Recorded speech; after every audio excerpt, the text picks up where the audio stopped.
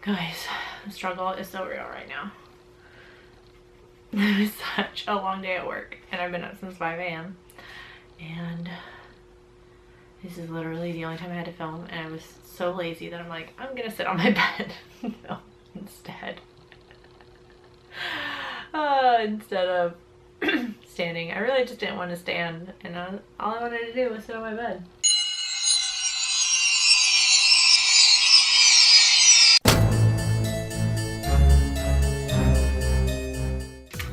Hey there, creepy peeps. Welcome to one of the last movie reviews in this horror movie must-see marathon I've been doing this month. Today, we are going to be talking about Rosemary's Baby, directed by Roman Polanski. Never saw any single part of this movie before watching it.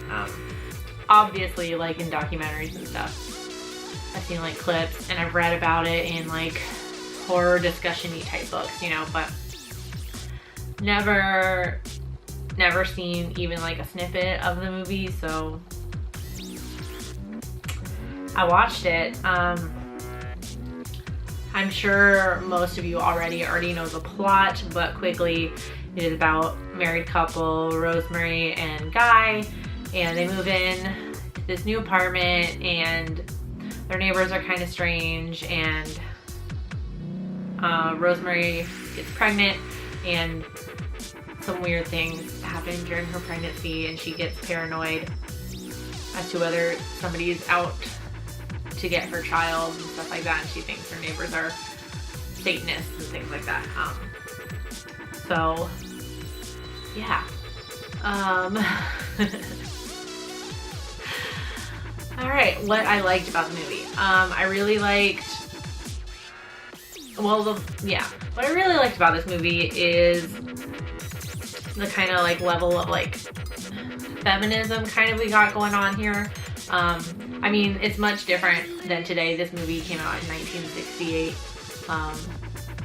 So I feel like watching it in the late 60s, this was probably a little bit more, obviously it was a little more like topical to the ladies of that time. But I still like kind of understood like the whole struggle Rosemary's having throughout this whole movie. She really has no control over her body, literally, because her husband Guy is telling her what to do. Her neighbors, Minnie and Roman, are like feeding her nutrients and stuff, like, and they don't really listen to what she's saying and what she's feeling. And even her doctor, Dr. Saperstein, seems to be in on it as well. Like, she tells him she's in pain, and he just says it'll pass and doesn't do anything to help her. So she really has no control over her body, no freedom of choice in this. And really, she doesn't have anyone she can trust. Anyone who seems trustworthy turns out to have like insidious intentions or sinister intentions, you know? So I also liked the kind of theme going on of like mistrust of doctors as well. Obviously we get that. Oh, if I didn't mention it already, I mean, spoilers, oh my god, I thought I was the only one that's never seen Rosemary's Baby, but if you haven't seen it, her neighbors are part of a satanic cult, and they get Rosemary's husband Guy in on it. Basically, he agrees to let Satan impregnate Rosemary in exchange for fame and fortune. So obviously everybody's in on it. Her doctor's in on it. And she even turns to the help of another doctor who you would think like, oh, okay, like he doesn't live in that apartment building, he must not be in on it. And he, while not part of the cult, gives her up, just thinking she's a hysterical woman when she comes to him for help. So there's like kind of like this mistrust of like doctors and medicine going on too. Like we always like to think that like a doctor is the best person to turn to if you're in pain or you're in trouble, but then they all turn on her, so there's like a whole mistrust of doctors as well. So I really liked that. What I didn't like was the end. I guess I just really didn't understand. I guess I really just didn't I guess I just didn't understand why Rosemary gives in, I guess. Basically, the way the movie ends is after Rosemary's given birth, obviously, to Spawn of Satan. And she's yet to see the baby, and her neighbors and everything are taking care of her and not letting her see the child. They tell her that the child died, but she hears crying in the next apartment, so she knows it's alive. So when she finally breaks into the next apartment to see, they're all gathered there, and the child is there in like a all black crib, and they're like celebrating because the Spawn of Satan has come to Earth. The Spawn of Satan has been born. It is year 1.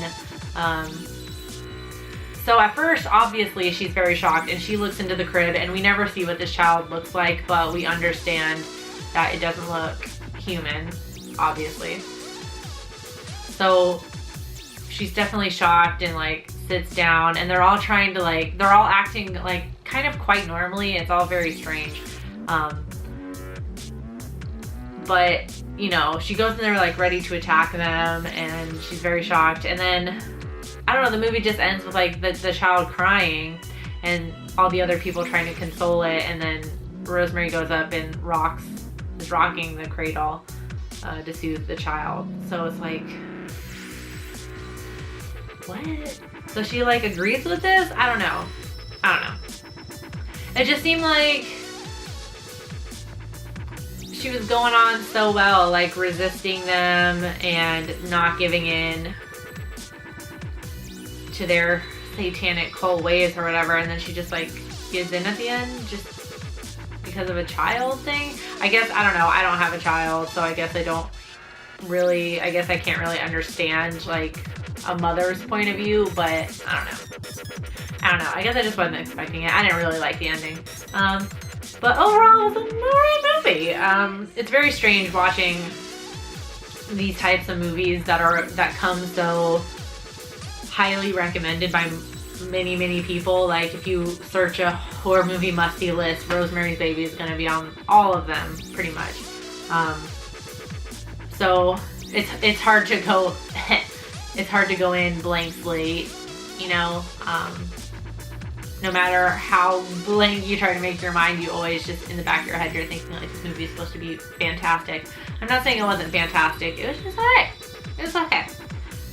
Yeah, so if you've seen Rosemary's Baby, let me know in the comment section down below what you thought about it. And let me know what you thought about the ending as well. I just wasn't digging it. Yeah, I do hope you enjoyed this video. If you did, please give it a thumbs up. Feel free to subscribe to the channel if you'd like to see more of my face and hear more of my voice. And thank you if you are subscribed already. Until next time, stay tuned.